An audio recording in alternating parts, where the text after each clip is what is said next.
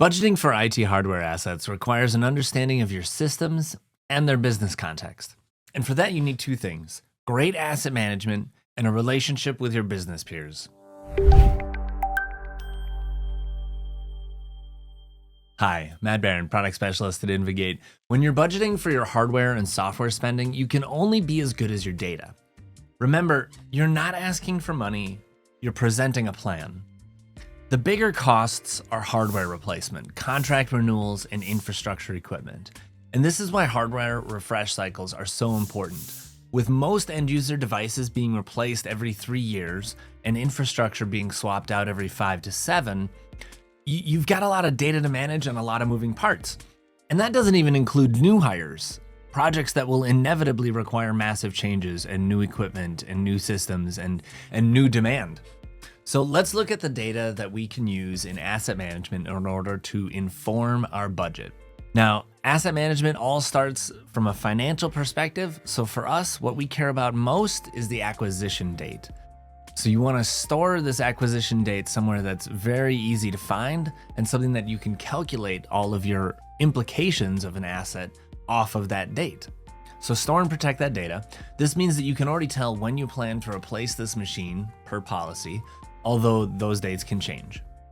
The second part of normal hardware assets that can increase the cost is any warranty or additional insurance applied to the asset. Warranty service can take up to 10 to 20% of the total cost of the asset, while an under-warrantied or underinsured asset can also cost your company money indirectly. So you're going to want to track this warranty expiration date and alert your teams when you're reaching those dates or going across them. Now, for any of this data to be useful, you've got to be able to report on it and alert on it. So make sure that you can see this data in a dashboard or report and get email notifications when it's time to take action.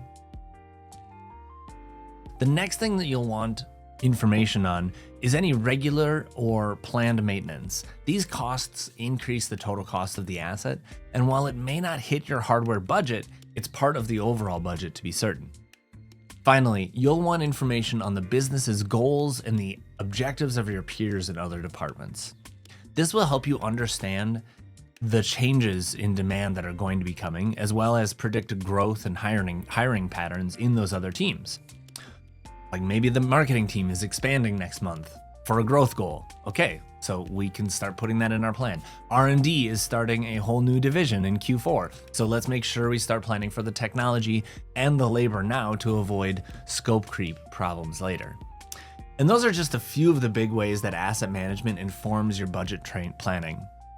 There are hundreds of other little ways to find value, so think about investing in asset management to reduce risk and total cost of ownership. Build a plan. I hope you enjoyed this video, and I hope to see you again soon.